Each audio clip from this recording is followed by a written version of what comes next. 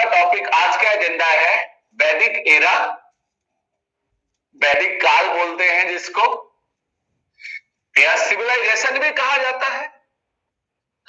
अब आपको पहले मैं बता चुका हूं प्रीवियस क्लास में कि सिविलाइजेशन अर्थात सभ्यता का अर्थ क्या होता है। प्राचीन भारत में हमें दो प्रकार की सभ्यताओं को स्टडी करना है, अध्ययन करना है। उसमें एक सिंधु घाटी सभ्यता जिसके विषय में हम लोग पढ़ चुके हैं, और एक है वैदिक सभ्यता जिसके विषय में आज हम स्टडी करेंगे। तो सबसे पहले देखें सिंधु घाटी सभ्यता के विषय में, तो हमें मोटा मोटे तौर पे ये आइडिया लगा लेना है कि 1300 से 1700 ईस्वी, 3000 से 1700 ईस्वी पूर्व की बातें लोगों ने किया है। यहाँ लोक से तात्पर्य इतिहास काल से है, लेकिन जो सर्वविदित मान्यताएं रही 2350 से 1750, कहीं कहीं 2300 से 1700 भी लिख दिया जाता है। तो ये आपका ये जो मान्यता है बीसी का, सिंधु घाटी सभ्यता का, ये रहा आपका लूसेंट्स का डाटा है जिसको आप मेमोराइज करके रखिएगा। तो ये कालानुक्रम रहा। तो अब बात उठता है कि इसके बाद क्या, ये सभ्यता ठीक है यहाँ पे पतनोन्मुख होकर विलुप्त हो जाती है, उसके बाद क्या होता है? तो 1500 ईसा पूर्व से लेकर के और आपका यहाँ पे देखिएगा ध्यान से, तकरीबन आपका 1000 ईसा पूर्व के आसपास तक आपको, मतलब मोटा मोटी तौर पे हम देखें तो 1500 से 1000 तक ये सब कोई वाटर टैंक कंपार्टमेंट में बांटी हुई चीजें नहीं है। इतिहासकारों ने अपने सुविधा से अध्ययन के संदर्भ में इन चीजों को बांट लिया है ये। और 1000 से लेकर के 600 ईसा पूर्व तक यहां से एक सभ्यता और एक नई प्रकार की ग्रामीण सभ्यता का, रूरल सिविलाइजेशन, ग्रामीण सभ्यता का साक्ष्य मिलना शुरू होता है। अब वो साक्ष्य, कैसा साक्ष्य मिलता है? तो ग्रामीण सभ्यता में मेरे प्यारे बच्चों साक्ष्य में ज्यादा चीजें मिल नहीं पाती हैं, क्योंकि भवन निर्माण वास्तुकला से जुड़ी हुई चीजें मिल नहीं पाती हैं, और व्यक्ति के विशेष वगैरह होते हैं, उससे हम कालानुक्रम तो रिवायत कर लेते हैं, बाकी सभ्यता के बाकी डिटेल्स नहीं पता कर पाते हैं। तो जैसा कि आपको बताया था कॉन्सेप्ट के लिए कि स्रोत दो तरीके के होते हैं, लिटरेचर बेस्ड स्रोत जिसको साहित्यिक बोलते हैं, और दूसरा पुरातात्विक स्रोत। तो पुरातात्विक स्रोत भी उपलब्ध हुए हैं, पुरातात्विक स्रोत से भी हम इनकार नहीं कर सकते हैं, लेकिन ज्यादातर महत्व जो रहा है, ज्यादातर महत्व जो है वैदिक सभ्यता का, वो महत्व है साहित्यिक स्रोत का। तो सबसे पहले हम बात करेंगे कि वैदिक सभ्यता का कालानुक्रम क्या है। तो 15वीं सदी से लेकर ईसा पूर्व से 1500 ईसा पूर्व से लेकर के 1000 ईसा पूर्व तक की बात है, उसको बोलते हैं हम ऋग वैदिक काल या पूर्व वैदिक काल, या इसको ऋग वैदिक काल भी बोला जाता है। ऋग वैदिक काल, इसको बोलते हैं उत्तर वैदिक काल। ये प्री वैदिक एरा और ये पोस्ट वैदिक एरा कहलाता है। तो हम सबसे पहले ये समझना शुरू करेंगे कि आखिर ऐसे क्या हालात रहे होंगे, आखिर ऐसे क्या कारण रहे होंगे कि सिंधु घाटी जैसे विकसित पूर्ण नगरीकृत व्यापारिक सभ्यता का अंत हो जाता है, और उसके बुनियाद पे, उसके ध्वजावशेष पे हम एक ग्रामीण सभ्यता को देखते हैं। थोड़ा सा बात गले से उतरता हुआ लगता नहीं है कॉमन सेंस में सोचने पर, कि भाई एक शहरी सभ्यता का अंत होकर कर एक ग्रामीण सभ्यता का प्रारंभ कैसे होता है। तो इसको लेके कई सारे मान्यताएं हैं, लेकिन जो सर्वविदित मान्यता है, अगर अपन उसकी बात करें तो सर्वविदित मान्यता, वैसे इतिहास या ह्यूमैनिटीज के विषय में कुछ भी सर्वविदित तो नहीं होता है, लेकिन सर्वाधिक मान्य बातें अगर बोलूं तो सर्वाधिक मान्य बातें जो इसमें हैं वो ये है कि एक कबीलाई स्ट्रक्चर की, यानी कि कबीले की पद्धतियों का घुमंतु जनजाति या जाति जो आर्य कहलाई किसी हिस्से से आए हो, मैक्स मुलर साहब के अकॉर्डिंग वो मध्य एशिया से आए, तो ऐसा माना गया कि वैदिक सभ्यता के जो निर्माता हैं वो कौन है? आर्य। तो हम अब किस कंटेक्स्ट में चीजों को पढ़ेंगे वो देखिए। सबसे पहले देखेंगे हमारा स्टडी का जो पैटर्न रहेगा, वैदिक सभ्यता का काल निर्धारण, जो कि हमने देखा, पृष्ठभूमि जो हम समझने का प्रयास कर रहे हैं, उसके बाद निर्माता, आर्यों का उत्पत्ति स्थान या मूल स्थान, इससे संबंधित बात हम पढ़ेंगे। फिर आ जाएंगे सीधा हम ऋग वैदिक काल। ऋग वैदिक काल पढ़ने के दरमियान हम सबसे पहले पढ़ेंगे साहित्यिक स्रोत। इसमें चारों वेद, वेदांग, ब्राह्मण, उपनिषद, ईटीसी का बेसिक समझ रहे हैं। इसके बाद हम देखेंगे राजनैतिक, सामाजिक, आर्थिक, सांस्कृतिक,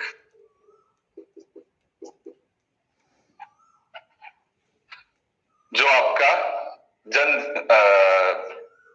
पहलू किसका? ऋग वैदिक काल का। समझ रहे हैं बात को? ऋग वैदिक काल का ये सब कुछ देखा जाएगा। ऋग वैदिक काल से इसके बाद हम निकले, आज का एजेंडा ये, और उसकी सॉरी माफी चाहूंगा, तीसरा पॉइंट जो होगा वो होगा आपका उत्तर वैदिक का, और यही सारी बातें वहां की। तो चले हम लोग सबसे पहले इस बात को डिस्कस कर रहे हैं कि वैदिक सभ्यता क्या है भैया। तो वैदिक सभ्यता 2500 से 1700 तक मोटा मोटी मान्यताओं के अकॉर्डिंग एक मान लें। सिंधु घाटी सभ्यता को मानिए, बट उत्तर में तो कई बार एनसीईआरटी फॉलो करने के लिए 2300 लिखना पड़ेगा। 1700 में पतन के बाद 200 वर्षों का काल अंतर रहा। ये बीसी की बात जब बोलूंगा आपसे तो बिफोर क्राइस्ट समझिएगा, कॉन्सेप्ट आपको पहले दे चुका हूं। तो काल है, पृष्ठभूमि की बात करो तो ये क्या है, इसका पृष्ठभूमि ये है कि आर्य एक कोई घुमंतु प्रकार के जनजाति जाति रही होंगी, जो इधर उधर घूमने के दरमियान, पशुचारण जीवन यापन के दरमियान किसी ऐसे क्षेत्र में, खास करके पश्चिम उत्तर भारत के क्षेत्र में आके निवास कर गई होंगी जहां निर्जन स्थान रहा होगा। सभ्यता के पतन के बाद वो स्थान निर्जन हो गया होगा। अतः इसके पृष्ठभूमि में जाकर के देखें तो सिंधु घाटी सभ्यता के दशावशेष पर आर्यों के द्वारा एक सभ्यता का निर्माण किया जाता है। तो इसके निर्माता में नाम आएगा आर्य का। आर्य का मतलब होता है श्रेष्ठ। अब किस प्रकार से श्रेष्ठ थे? तो ये संस्कृत बोलते थे। आर्यों की भाषा क्या थी? संस्कृत। और भाषाई श्रेष्ठता से यह संदर्भ लिया गया है। ये खुद को भाषाई श्रेष्ठता के पैमाने पर रखते थे और खुद को श्रेष्ठ मानते थे। अब बात आती है कि आर्य श्रेष्ठ थे क्यों? क्योंकि अब यहाँ पे दूसरी चीज, इसे वैदिक सभ्यता क्यों बोला गया? तो मेरे प्यारे बच्चों, वैदिक सभ्यता इसलिए बोला गया कि वेद का मतलब होता है ज्ञान, और ये वेद पर आधारित सभ्यता था। वेद पर में क्या? तो ऋग वेद पर आधारित था। वेद 4 प्रकार के, ऋग वेद, यजुर्वेद, सामवेद और अथर्ववेद। वैसा आप ट्रिक के रूप में आप इसी क्रम में याद रखिएगा, ऋग्वेद, यजुर्वेद, सामवेद और अथर्ववेद। अब ये आपका यहां से देखिएगा तो स्टार्टिंग वाले को हम वेद त्रयी बोलते हैं, और प्रारंभ में सिर्फ ऋग्वेद था, और यजुर्वेद, सामवेद, अथर्ववेद सारा बाद के उत्तर वैदिक काल के डेवलपमेंट्स के रूप में निकल के आते हैं। जब भी मैं पूर्व वैदिक काल की बात बोलूंगा मेरे प्यारे बच्चों, तो आप हमेशा बताएंगे कि ऋग्वेद काल, यानी कि ऋग वैदिक काल कहा जाता है। ऋग्वेद पर आधारित जो सभ्यता, जो काल रहा, वो ऋग वैदिक काल कहलाया, पूर्व वैदिक काल कहलाया। वेद का मतलब होता है ज्ञान। अतः उन्होंने अपना आचरण, अपना जीवन, अपना सारा जन जीवन जो उनका रहा था, आचरण, व्यवहार, वृत्ति जो उनका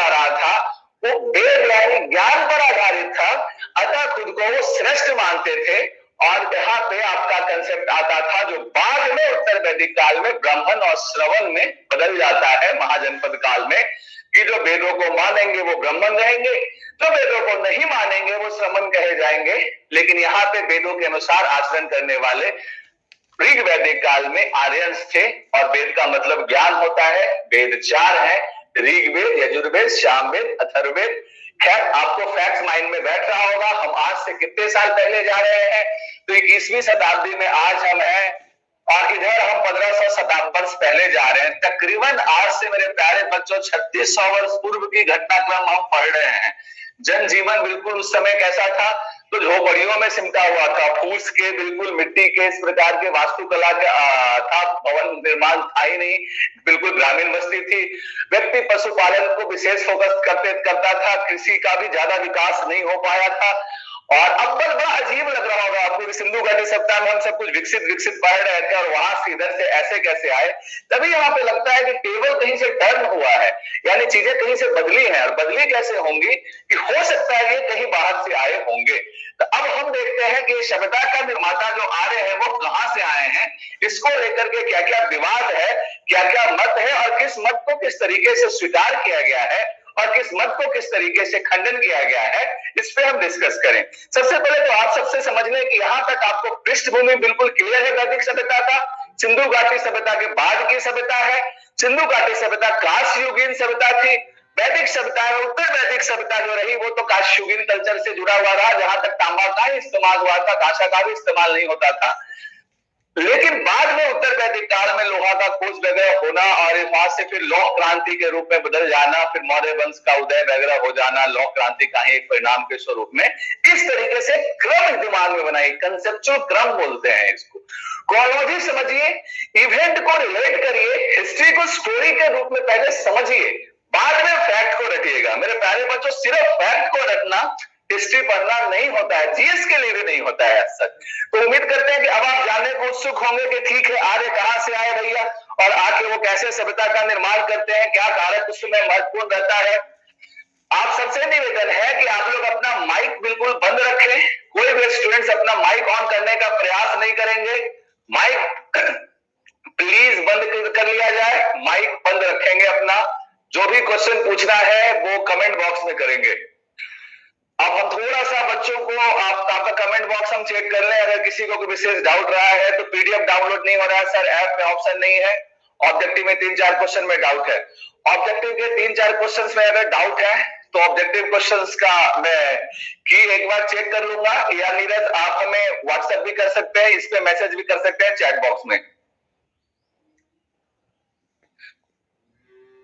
Mayank Ranjan, Swati Mishra, very good evening. हो गए, क्लास के बाद ट्राई करते हैं। Thank bro, very good. Adarsh राज,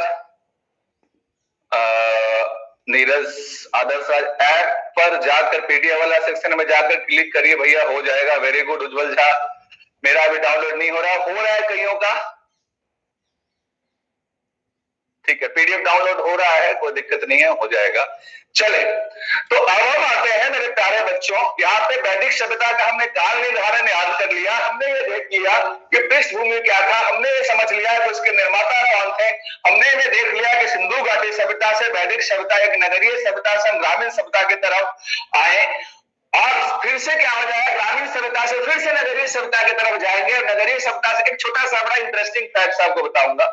हम सभ्यता क्रम में ऐसे चले हैं, देखिएगा, एकदम साइनोसोडल ग्राफ बना है, और आपको मजा आएगा। ये सब चीजें ही हम लोगों को बहुत लगता था, हम लोग इंजीनियरिंग बैकग्राउंड से हैं, और वो हिस्ट्री से जो रिलेशन बन जाता था बड़ा अच्छा लगता था। देखिए, यहां सिंधु घाटी, या फिर से वैदिक, फिर से यहां पे मौर्य, फिर से यहां से गुप्त, फिर से यहां से गुप्ता का पतन होने के बाद फिर से गुप्तोत्तर काल में फिर से यहां से जाते हैं, तो हर्षवर्धन का एरा के बाद का जो एरा है, यहां से हम प्राचीन भारत लगभग खत्म कर लेते हैं। तो ये रहा है, यहां रहे हैं आपके नवपाषाण क्रांति,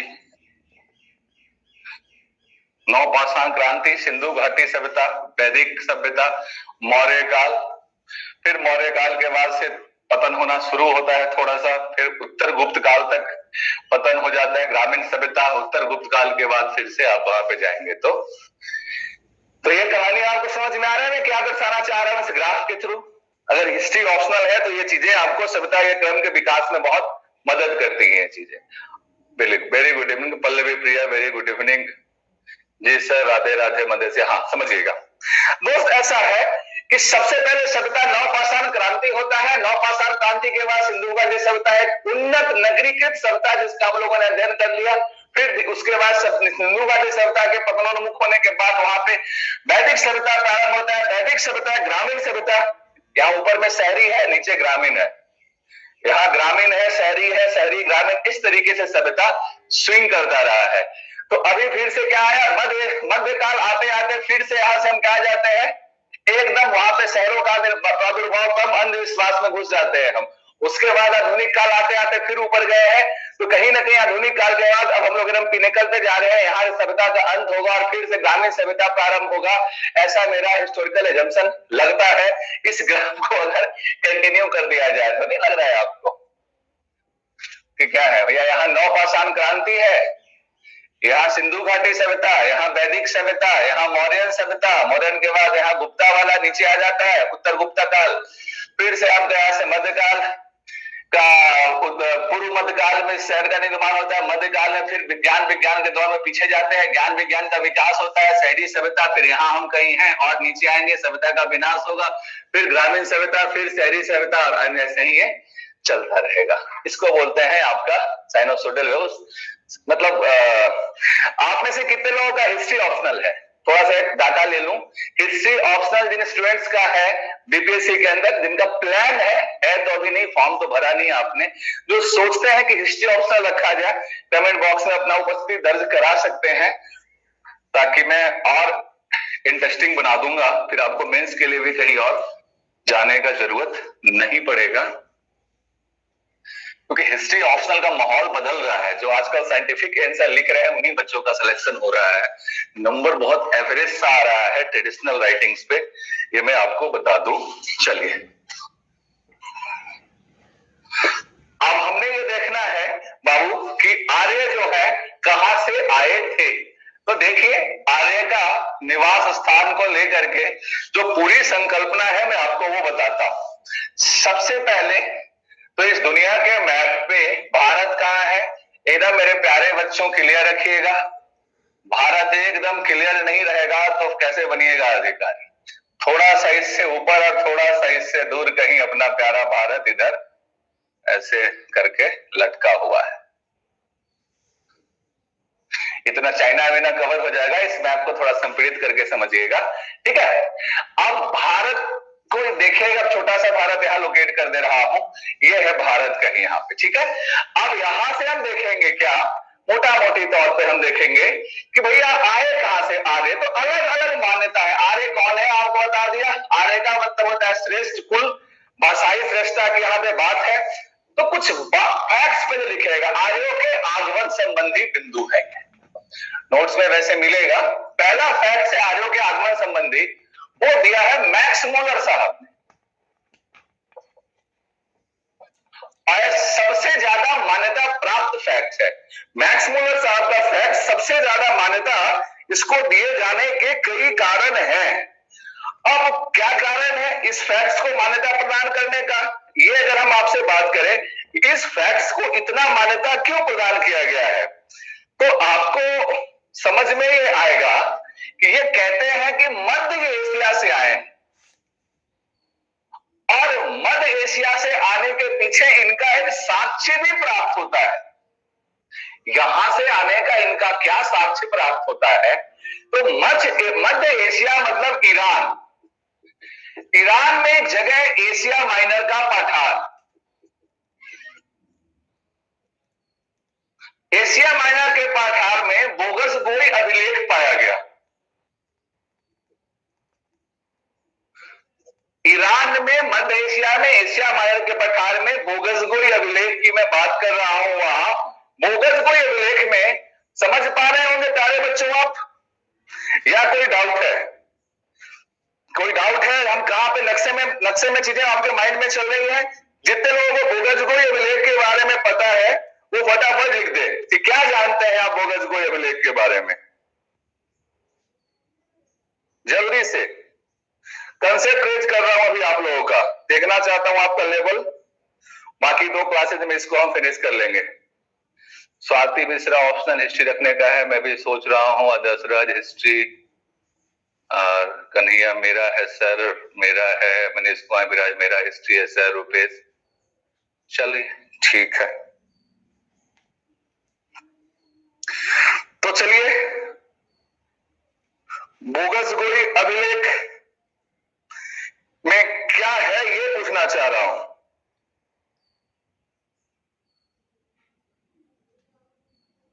चलिए आपको बता दें कि बोगस-गोई अभिलेख से जो कालानुक्रम का निर्धारण हुआ है वही असली में हमें बताता है कि आपका 1400 ईसा पूर्व माना गया। कुछ लोग 1500 ईसा पूर्व भी कहते हैं काल निर्धारण में। 1400 ईसा पूर्व बीसी में यहाँ पे एक अभिलेख मिलता है जिससे वैदिक सभ्यता के साक्ष्य प्राप्त होते हैं, क्योंकि यहां से इंद्र, वरुण, नैसत्य और मित्र, IVNM, इंद्र, मित्र, वरुण और नैसत्य, 4 वैदिक देवताओं के अभिलेख में संस्कृत में नाम लिखा हुआ पाया जाता है। यानी कि ये पुरातात्विक साक्ष्य है। ये पहला अभिलेख भी मिला, यानी कि सबसे पहला सबसे अभिलेख जो कोई ऐतिहासिक साक्ष्य के रूप में हमें प्राप्त हुआ है वो बोगस-गोई अभिलेख है। एशिया माइनर जगह है ईरान में, मध्य एशिया में। अतः मैक्स मुलर के मान्यता को पुरातत्व का समर्थन है, इसीलिए यह मान्यता सर्वविदित है। I hope you are very clear now. कोई डाउट आपके माइंड में नहीं होना चाहिए। बोगस-गोई अभिलेख है ना, आपका एशिया माइनर में जो ईरान से हटके बेसिकली सीरिया में होना चाहिए। ईरान के बजाय इसको सीरिया में पढ़ना चाहिए। ये कई बुक ईरान लिखता है बट वास्तविक सीरिया होना चाहिए। बाल गंगाधर तिलक ने, मेरे प्यारे बच्चों, नॉर्थ पोल के बोलने के पीछे मंशा ये था, लोगों ने, इतिहासकारों ने इस तरीके से इसका खंडन किया कि इनका मत था कि लंबी दिन रात को अगर मान लिया जाए तो नॉर्थ पोल है कि वो साउथ पोल क्यों नहीं, और इसके आसपास के नॉर्वे, स्वीडन के वाला पार्ट, मतलब यहाँ पे कोई मान्यता ये नहीं है कि नॉर्थ पोल से आने के पीछे कई और भी कारण नहीं हो सकते कि यार वहां से आते तो यहाँ तक आने का कारण क्या था। नॉर्थ पोल का निवासी गर्म स्थान में आकर के रह कैसे सकता है, इतना ज्यादा टेम्परेचर डिफरेंस को सर्वाइवल के हिसाब से सही नहीं माना जाता है, तो ये मत खंडित कर दिया जाता है। ठीक है, अब आता है इसके बाद मैक्स मुलर साहब का हो गया असीम चंद दास ACD, ये भी भारत के हैं, इंपॉर्टेंट ज्यादा नहीं है लेकिन पढ़ लीजिएगा। ये कहते हैं कि भारत के ही थे। सिंधु घाटी सभ्यता के पतनोन्मुख होने के बाद धीरे धीरे करके फिर से ग्रामीण सभ्यता से शहरी सभ्यता की ओर बढ़ना शुरू कर दिए। एक सभ्यता का पतन हो जाएगा, सब कुछ खत्म हो जाएगा तो ग्रामीण सभ्यता से शुरू होगा। इसका भी ज्यादा मान्यता नहीं है, ऐसा मान्यता है कि बाहर से ही आए थे, क्योंकि आप सोच के देखो, एक सभ्यता खत्म हो जाना और उसके बाद से शुरू करना बिना बाह्य समर्थन और सहयोग के ऐसे संभव नहीं है। ये फिल्मों में लगता है कि एक व्यक्ति कोई बच गया होगा और उसने फिर पूरी सभ्यता बनाई होगी, तो हजम होने वाला कारण समझ में नहीं आता है। अब दयानंद सरस्वती ये पूछा जाता है एग्जाम में, इनका मान्यता क्या था? किसी को अगर आइडिया है, याद है तो उत्तर बताओ फटाफट। दयानंद सरस्वती का मान्यता था तिब्बत का क्षेत्र। क्यों तिब्बत का क्षेत्र कहते थे? कि ऋग्वेद में जैसा वनस्पति, जैसे स्थल, जैसे वादियों का, चारागाह का और ग्रीनरीज का, ठंडे प्रदेश का और इस तरीके यायावर प्रजाति, इस तरीके का वर्णन वगैरह मिलता है। उनका जनजीवन का अध्ययन से पता चलता है कि आसपास में उस लोकेशन को तलाशने का प्रयास किया गया तो सबसे नजदीकी लोकेशन तिब्बत दिखाई देता है भौगोलिक रूप से। तो दयानंद सरस्वती याद कर लीजिएगा। बाल गंगाधर तिलक और मैक्स मुलर सबको याद रहते हैं। तो मैक्स मुलर का मान्यता सबसे ज्यादा प्रचलित इसलिए है कि बोगस-गोई अभिलेख से इसका एक पुरातात्विक साक्ष्य है। बाकियों ने साहित्यिक साक्ष्य जुटाने का प्रयास किया उसी ऋग्वेद के स्टडी के अलग अलग आयामों से, जो आयाम स्वीकार्य है एक कुछ हिस्सों के द्वारा, तो कुछ हिस्सों के द्वारा अस्वीकार्य भी है। तो उम्मीद करते हैं कि यहां तक आप बात समझ गए होंगे, आ गया होगा समझ में। इसके बाद कुछ रटने वाली बात आपको करा दो। चारों वेद, उसके बाद वेदांग,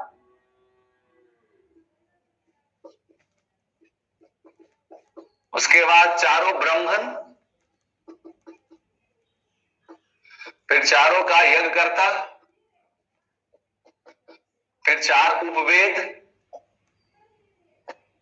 फिर आपका ब्राह्मण और अरण्यक, उपनिषद, ये सब क्रम सब जो है ये सब याद करने वाली बात है। तो अभी से जो 5 मिनट हम जो 10 मिनट पढ़ेंगे, यानी साहित्यिक साक्ष्यों का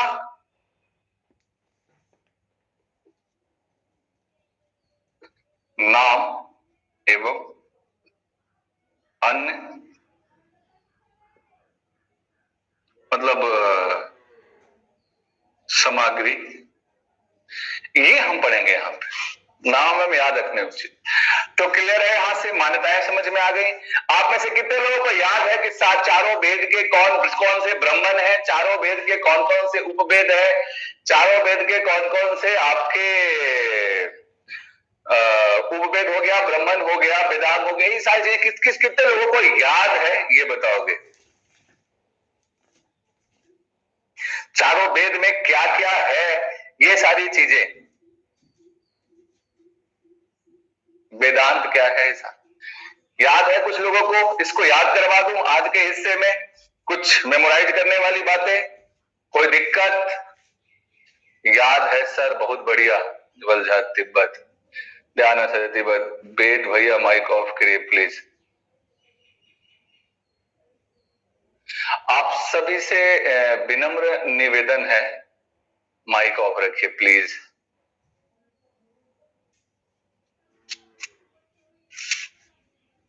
सभी से विनम्र निवेदन है कि प्लीज माइक को ऑन रखा जाए, सॉरी ऑफ रखा जाए।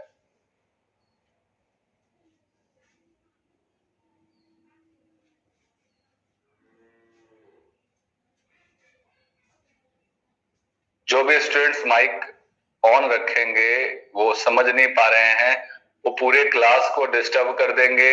ऐप में इस फीचर के लिए मैं टीचमेंट वालों से बात करूंगा, अदरवाइज हम लोग इस तरीके के मसला में क्लास नहीं चला पाएंगे, दुर्भाग्य है। लेकिन हम चिंता ना करें, माइक ऑन करने वाला फीचर को जब बंद करवा देंगे, इससे दिक्कत होता है। चलिए शुरू करते हैं। अब तो आवाज सही मिल रहा है ना, कोई दिक्कत तो नहीं है? चलिए अब कुछ याद करने वाली बातें देखेंगे दोस्त।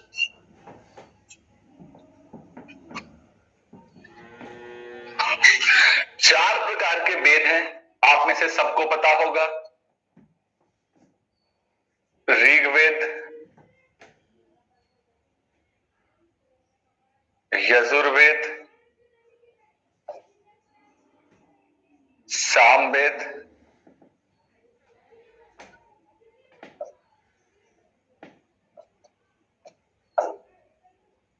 अथर्ववेद।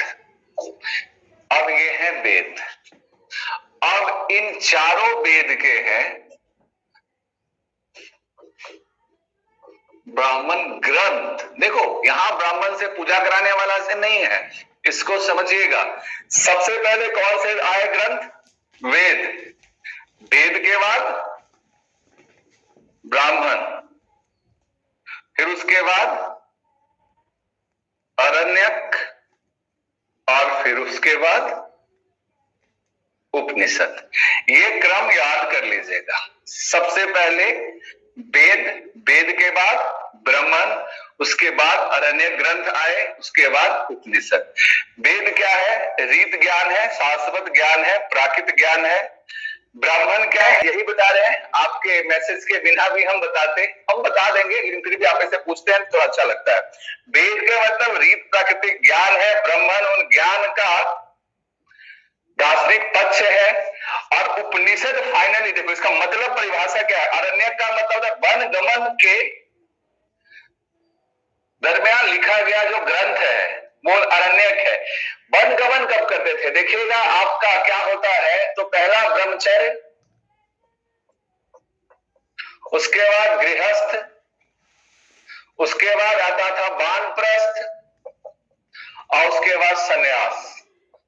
तो वानप्रस्थ जीवन के दरमियान व्यक्ति यानी कि उस समय के विद्वानों ने जो भी ग्रंथ लिखे वो कहलाए अरण्यक। ब्राह्मण ग्रंथ ये थे कि वेदों को सरलतम स्वरूप में और उनको इनकोड डिकोड करके आप जीवन से जो जोड़ने का और सरल करने का प्रयास किया गया, या यूं बोले कि वेद में जो रीत और प्राकृतिक कल्चर थे उनको थोड़ा कर्म कांडित करने का प्रयास किया गया, उनको नियम कानून और कोडिफाई यानी संहिताबद्ध करने का जो प्रयास किया गया ज्यादातर वो कहलाया ब्राह्मण। वेद के बाद ब्राह्मण। यहीं पे वाकई आपको जावलोपनिषद में 4 इंसान का आयु 100 वर्ष माना गया है। 25 वर्ष तक ब्रह्मचर्य, 25 वर्ष तक गृहस्थ, 25 वर्ष तक वानप्रस्थ और 25 वर्ष तक संन्यास रहता है। कहां लिखा गया है तो जावलोप निषद में लिखा गया है। वानप्रस्थ मतलब वन, वन का मतलब जंगल, और अरण्य, अरण्य का मतलब भी क्या होता है जंगल। दोनों जंगल जंगल सेम, यहां से रिलेशन आप यहां से ढूंढ सकते हैं। उपनिषद का मतलब होता है गुरु के चरणों में बैठ के प्राप्त जो ज्ञान है। ये कंप्लीट दार्शनिक ग्रंथ है। जो जीवन दर्शन प्राप्त होता है गुरु के चरणों में बैठ करके उसको कहते हैं उपनिषद।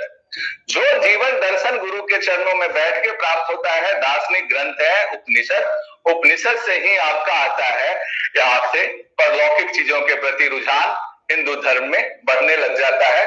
खैर फिलॉसफी की चीजें हो जाएंगी यहां से ज्यादा शुरू, फिर अरण्यक और ब्रह्मण्य। ठीक है, ये कालानुक्रम समझ में आ गया। अब आते हैं वेद के ब्राह्मण ग्रंथ। कोई दिक्कत आप लोगों को समझने में नहीं होना चाहिए।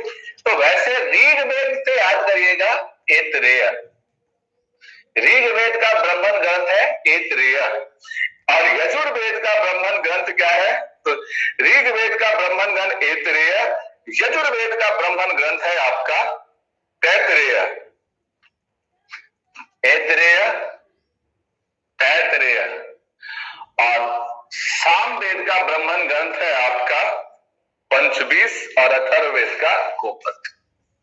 याद करवा देता हूं आपको, इसको सतपथ भी बोला जाता है, ज्यादा पुकारू नाम है, यही याद करिएगा। तैतरेय या सतपथ सुने होंगे। सतपथ ब्राह्मण में है ना, वहां पे राजा विदेह और सादा नीरा नदी के किनारे तक गौतम राहुगन और अग्नि कुंड का पीछा करते हुए जाना, वो बिहार हिस्ट्री का सेक्शन इसमें जब अटैच करूंगा तो पढ़ा दूंगा साथ साथ, या अलग ले लेंगे कोई दिक्कत नहीं है। ऋग्वेद ऐतरेय, यजुर्वेद तैतरेय और इसको कहते हैं सतपथ ब्राह्मण। देखो सामवेद, अब किस वेद में क्या है ये भी समझिए, याद रखने में आसानी होगा। तो ऋग्वेद में क्या है दोस्त, अगर आपसे कोई पूछे कि ऋग्वेद में क्या है तो ऋग्वेद है प्राकृतिक पूजा, प्रकृति पूजा, स्रोत, श्लोक, ऋचाएं इत्यादि। अब यजुर्वेद में क्या है, बलि विधि,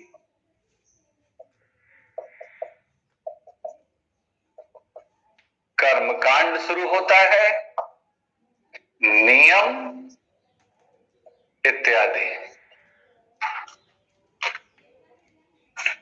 ये गद और पद दोनों में है। इसी वजह से इसे चंपू वेद भी कहा जाता है। अब याद करने वाली बातें, यजुर्वेद में बलि विधि, कर्मकांड, नियम इत्यादि है।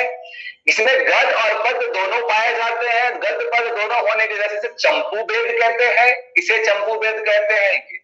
शाम वेद क्या है, संगीत से जुड़ा हुआ है। अथर्ववेद में क्या है तो सबसे बाद का वेद है तंत्र, मंत्र, औषधि, जादू, टोना इत्यादि।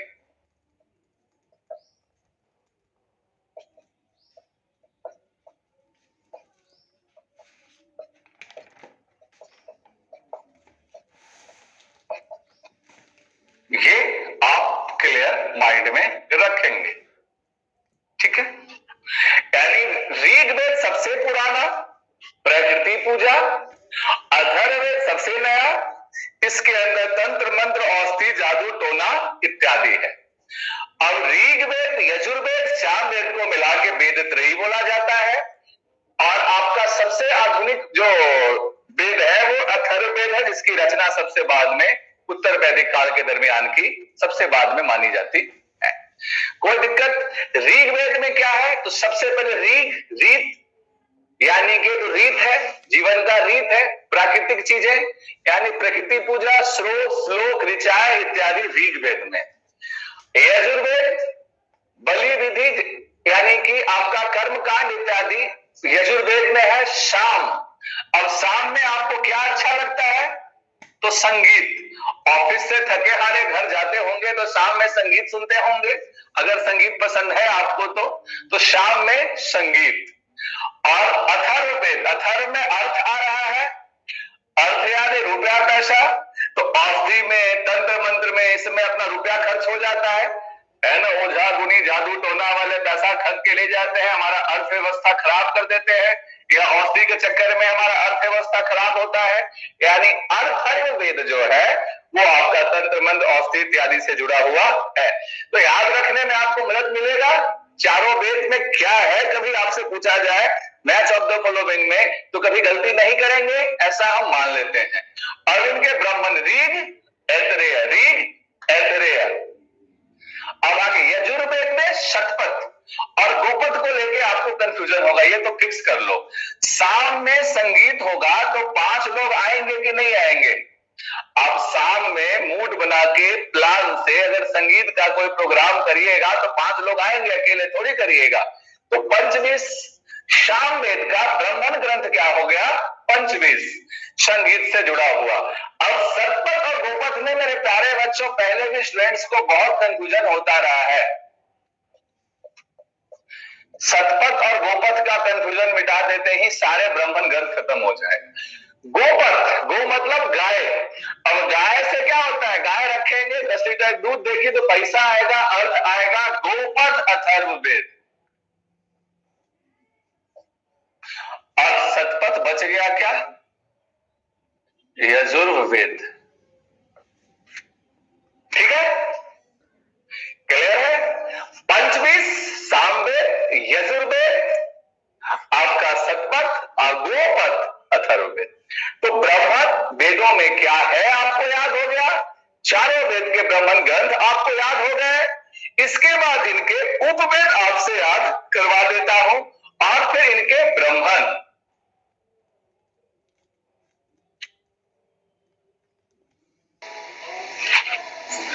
ऋग्वेद का ऐतरेय, कौशिकी भी उसी को कहते हैं। कई सारे ब्राह्मण ग्रंथ हैं।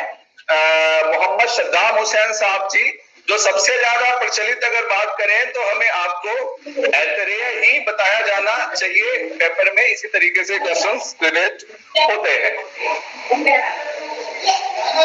संन्यास तो महाजनपद टाइम में आया था ना सर। छंदोग में पहले 3 आश्रम के बारे में बताया है सर।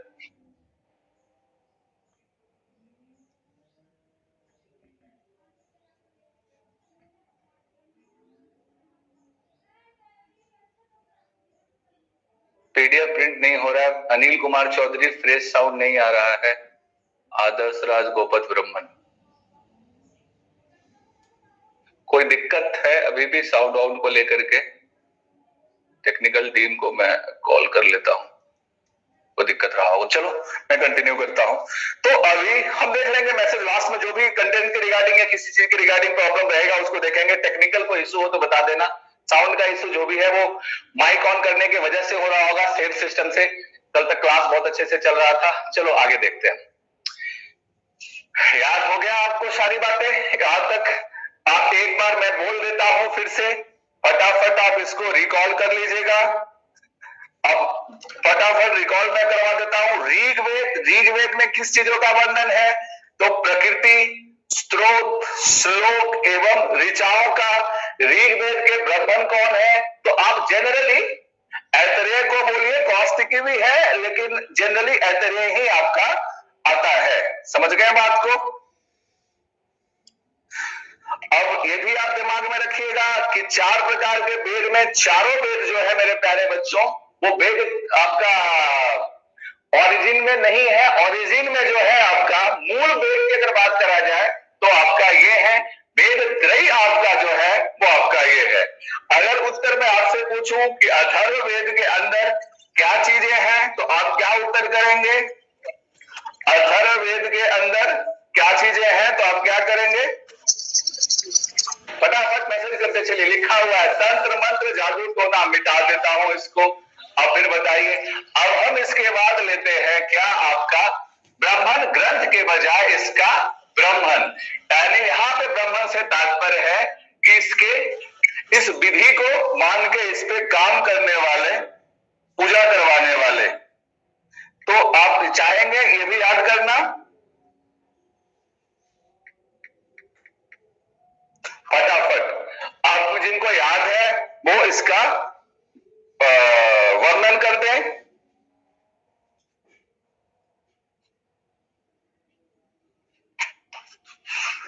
थोड़ा सा देख लें आपका बेसिक्स क्या है। नहीं याद है आदर्श, पल्लवी प्रिया याद नहीं है, कंचन याद नहीं है। चलिए कोई बात नहीं।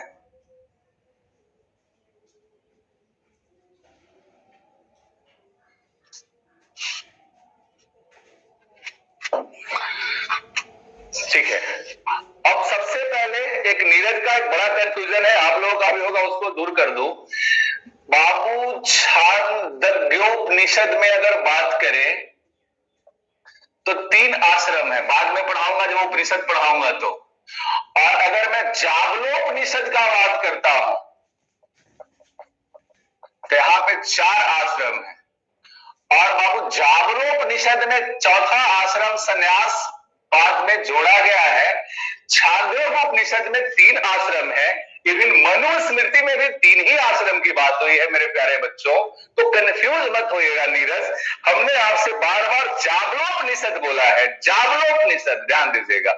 आपको कंटेंट इमेकुलेट, मैं नहीं कहता कि मैं जो पढ़ा रहा हूं वो 99.9% तक सही होना चाहिए, 99.9% तक सही रहेगा ही, लेकिन हो सकता है स्लिप ऑफ माइंड कहीं कुछ हो जाए और चीजें अगर फिसल भी जाती हैं तो अगले दिन तो मैं आपको कुछ ऐसा होगा तो करेक्ट करा दूंगा, जिसकी संभावना बहुत कम है। फिर भी आप सबका कोई भी कंफ्यूजन, डाउट, विचार दिए हैं, हम उसको बताएंगे। समझ में आ गया नीरज?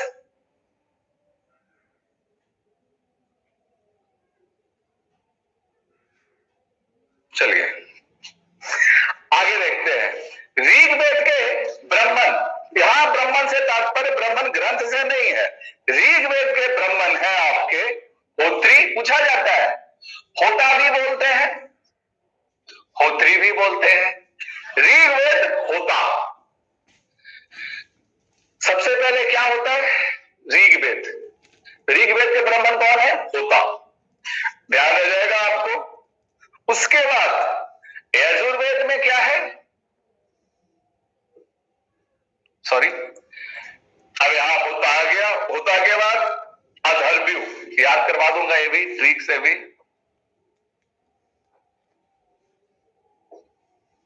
सामवेद में क्या है और अथर्ववेद में क्या है? उद्गात्री और ब्रह्मा। अब याद करा दूं, सामवेद में है क्या? संगीत। सामवेद के ब्राह्मण ग्रंथ क्या है? पंचबीस। 5 लोग साम में गाएंगे, संगीत सुनेंगे, तो उद्गाती भी चाहिए ना, कुछ गाने वाला। उद्गाती, उद्गाती पूछा गया एग्जाम में, किसका ब्राह्मण है? इसके ब्राह्मण कौन है? इसके ब्राह्मण है उद्गाती। ऋग्वेद होत्री, होता। सबसे पुराना वेद कौन सा होता है? ऋग्वेद। ऋग्वेद के ब्राह्मण क्या होते हैं? तो होता, होता वहीं छुपा हुआ है। अधर्व्यू, यजुर्वेद में क्या है? बलि, बलि प्रथा, कर्म कांड इत्यादि। तो ये कहां से आ गया? अधर्व्यू। और अथर्ववेद, अथर्ववेद में क्या है? ब्रह्मा। अब पैसा वैसा अर्थ की बात है तो अर्थ में ब्राह्मण आएंगे और पैसा आपसे लेंगे। यहाँ पे डोंट टेक इट पर्सनल। यहाँ मैं कोई ब्राह्मण कोट करके किसी जाति व्यवस्था का सूचक नहीं बल्कि प्रथा का सूचक शब्द का इस्तेमाल कर रहा हूं। तो याद कराने का प्रयास कर रहा हूं दोस्त, किसी भी तरीके से आपको याद हो जाए। ऋग्वेद में है प्रकृति पूजा, स्रोत श्लोक जितना बार लिखोगे उतना याद होगा। और ऐतरेय, और यजुर्वेद में है आपका कर्म कांड बलि, तैतरेय, शतपथ भी लिखते हैं, कौस्तकी भी लिखा जाता है इसको। और सामवेद के अंदर आपका संगीत हो ही गया, पंचविश। और सामवेद का यहाँ पे क्या हो जाएगा, पंचविश। और अथर्ववेद के अंदर क्या है, जादू टोना, बलि, सॉरी बलि कह रहा हूं, जादू टोना, औषधि, तंत्र मंत्र। इसके क्या है यहां से, किसी को याद रह पाया तो गोपथ। और यहाँ है ब्रह्मा, उदाग्री, अथर्वी, होत्री। अब बच गया उपवेद। दोस्त इतनी चीजें आप याद रखिएगा। मैच ऑफ द फॉलोइंग में कहीं से कोई भी क्वेश्चन टपकाया जा सकता है और आपका एक नंबर खत्म हो जाएगा। एक एक नंबर यूजफुल है, हमें 120 तक का सफर तय करना है। उद्गाता, उद्गात्री भी बोलते हैं, वेरी गुड। अधर्व्यु, होत्री, चलो बहुत बढ़िया, बहुत अच्छी बात है। धीरे धीरे आप लोग सब अच्छा कवर कर रहे हो, ठीक है। चलिए अब उपवेद की बात करें। ऋग्वेद का उपवेद क्या है भाई, ऋग्वेद का उपवेद क्या है, किसी को याद है? नहीं याद है, ये रटवा दूंगा सारा।